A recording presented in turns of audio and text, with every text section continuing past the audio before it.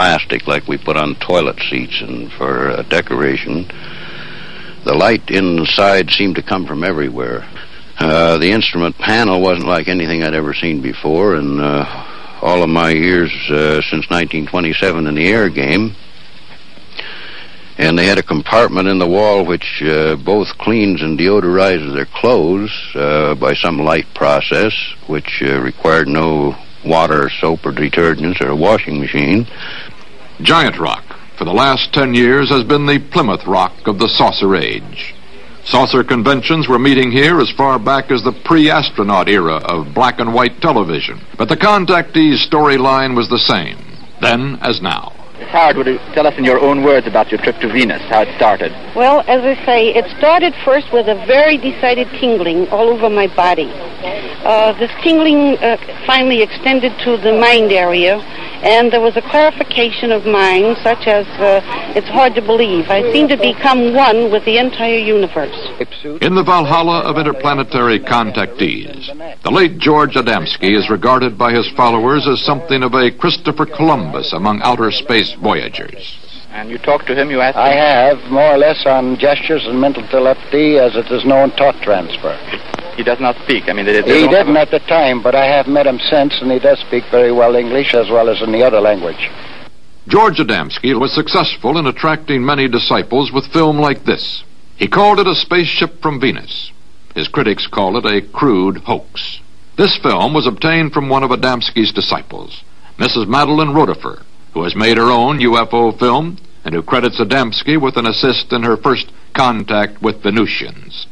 Some of them have even been to our home. And the day that the one came into the yard, which I filmed on the camera, there were 3 inside the ship. Major Kehoe and his NICAP organization have little regard for the likes of contactees, Rotifer and Adamski. They lean heavily on the testimony of professionals. According to the United States Air Force, in following a policy which is set probably fairly high in the Pentagon, there are about 250 or 300 extremely incompetent airline and military pilots in this country. They're carrying passengers. They fly across the oceans, and they seem to be quite safe. The airlines let them continue to fly, even though they have reported UFOs. Now, this is not an attack on the Air Force spokesman or the project spokesman. They are simply following orders to explain away all UFO sightings as quickly as possible when they become public and deny that UFOs really exist.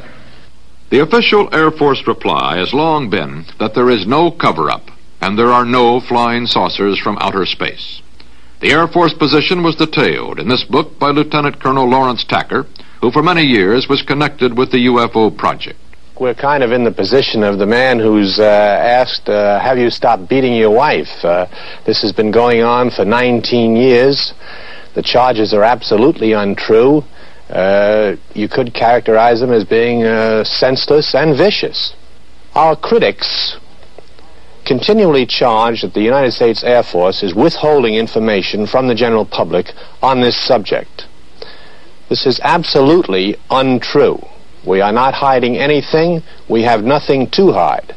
There is nothing in Air Force files, in either the classified files or the unclassified files, that come to a conclusion that spaceships have visited the Earth. The Air Force Investigative Unit is known as Project Blue Book. UFO reports, hoax or serious sightings, wind up here at Wright-Patterson Airfield in Dayton, Ohio. It has studied over 10,000 UFO sightings and found explanations for most of them. But about 650 remain unidentified. Not enough information to explain them. The hoaxes, however, are easy to explain. A rocket nose cone turns out to be a magnesium anode used by water companies to protect their pipes. A rock from outer space, actually fused by a high-tension line which shorted out. The finders said this was food from outer space. The Food and Drug Administration analyzed it as old-fashioned buckwheat cakes. Hoaxes are easy to discount, but the Air Force insists it treats serious reports seriously. Chief Scientific Consultant of Project Blue Book is Professor J. Allen Hynek, head of the Dearborn Observatory at Northwestern University. He took on the assignment 18 years ago. He talked with Joseph Wershba of CBS Reports. Is it in the realm of possibility that there are spaceships someplace in this universe?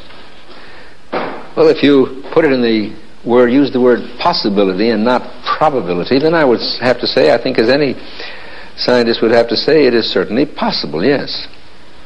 But I think we must always distinguish between the two terms possible and probable. A thing may be scientifically possible, but the probability of its occurring may be extremely small, you see. To this time, there is no proof that I would consider valid scientific proof that we have been visited by spaceships. I would say the great majority are balloons, meteors, satellites, aircraft seen with the sun glinting off of them, and birds. And then you get into a host of minor things.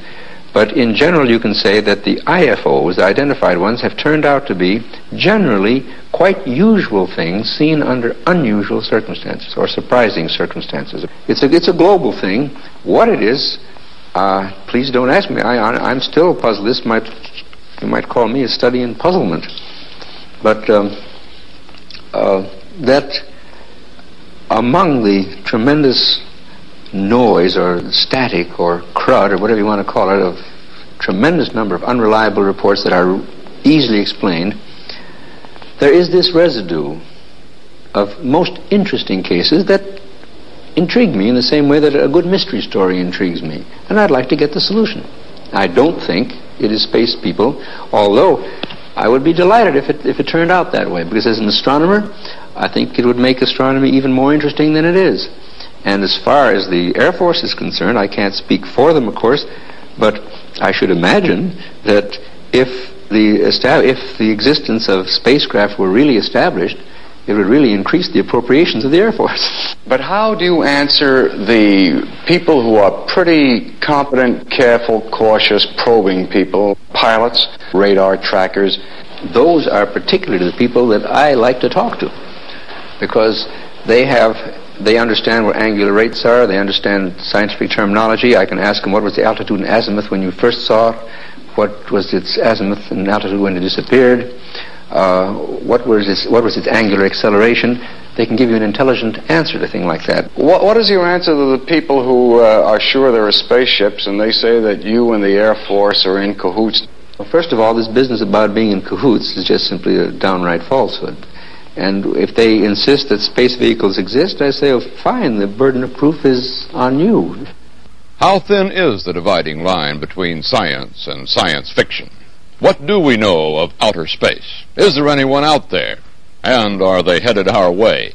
That part of the story in a moment. Let's try a speed of, say, 10 knots and a rudder angle of 27 degrees and check on that tactical diameter. These Navy men are asking a machine to solve a most intricate problem. Go. Magic finger. Find the red, green, and violet stimulus. At the same time, miles away, these chemists are asking it to work on their problem. All right, your red value is 48.09. Is that center line? At the same time, somewhere else, the same thing. They're all sharing a powerful IBM computer. 50 companies can now use one computer at one time, and all 50 get their answers immediately. This is time sharing. You don't need to own the computer or go where it is or be an experienced computer user. Just rent one of these, and you're in command of a distant computer. Suppose you're blending a new lipstick. Calculating color quantities can take hours. But now? Oh, you got it. 1898.66. Very good. Or you want to know how large a rudder is needed to maneuver a ship before building it. Analyzing the data collected from this Navy scale model takes days to do by hand.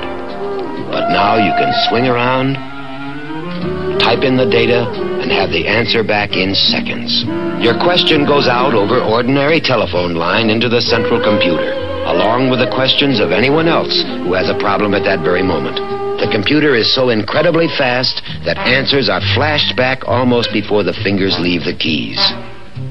With this time-sharing system, an IBM computer is now available to anyone, anywhere.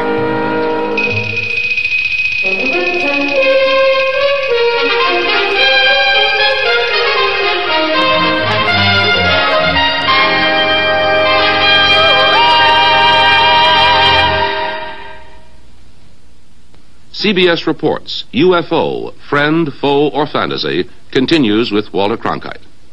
Much of science, when we look at it close up, looks like fiction. Those who charge a conspiracy as being carried on by scientists and the military to cover up visitations from outer space use that charge to explain why no UFOs have been reported by our space defense system. Well, this is a dangerous game, like yelling fire in a crowded theater. For in this hydrogen bomb and missile age, the Air Force has the job of turning the unidentified into identified objects in a matter of moments. There's no time for theory and conjecture, because any unidentified object would sound warning klaxons around the world. Thousands of people would have to know about it instantly. It's literally true that what we don't know could kill us. CBS News correspondent Bill Stout reports from Colorado Springs. This is where they watch everything that flies over or close to North America. The Combat Operations Center for NORAD, the North American Air Defense Command. Thousands of items of information pour in here from radar stations, outposts, ships, and aircraft scattered all across the hemisphere. Data that's sorted and displayed on this screen. All routine flights, commercial and private, are filtered out. Those of special interest to air defense are shown as arrows. Yellow is the Strategic Air Command. Green is for special interest flights, such as President Johnson's plane. Orange is unknown. After they're identified, that color is changed. Red is hostile, a color used so far only in practice. All this and much more goes into the decisions that are made right here in this room. A 24-hour watch kept by men of the Air Force, Army, Navy, and Canada. They see everything that's in the sky. They have to. And one of them is Captain Gary Reese, an Air Force radar officer with the Air Defense Command. Is that right, Captain? You see everything that's up there? Yes, that's right, Bill. With the characteristics of our present radar system, any object which has reflective surfaces and which stays within our radar coverage, which is virtually every square foot of the United States, will be painted on our radar screens. But how good are you, Captain? How large an object can you see? If it is reflective, and let's say larger than a watermelon as a crude example, and within our radar coverage, we should paint it. You talk about the reflective properties of an object in the sky. Is it possible, Captain, that there are things up there made of material your radar will not pick up? So far as we know, all flying objects are composed of materials which are aerodynamic and which do have a reflective surface upon which radar waves can be bounced. It's possible that there are other types of material, however, I doubt it. Has there ever been a report of a flying saucer, Captain, that was translated into hard information right here? A plot on the board in this room? I don't think so, Bill, for the reason that these sightings have never been substantiated and could not be translated into hard radar return figures. There have been sightings then, but they turned out to be other things, airplanes or balloons. But never a saucer. You see everything up to roughly 100,000 feet? Yes, that's right, up to approximately 100,000 feet, at which point the space tracking network takes over. The Space Tracking Network, also in Colorado Springs, is charged with tracking and logging every object that moves in space around the Earth, from 100,000 feet to 2,000 miles. Bill Stout asked Major Albert Morse just how good the surveillance is. As an example of some of our precision, we have here a photo of an object re-entering the Earth's atmosphere. Through our programs, we were able to predict a precise time that this was going to happen and notified a particular agency who then went out with a camera and was able to obtain this photograph. What altitude? This is just entering the Earth's atmosphere somewhere around 400,000 feet. In keeping track on this board, you follow not only ours, but Russian, Canadian, French? Yes, sir. Everything that has been launched so far. Could there be objects in the heavens that you cannot see? Yes, sir, they're possible.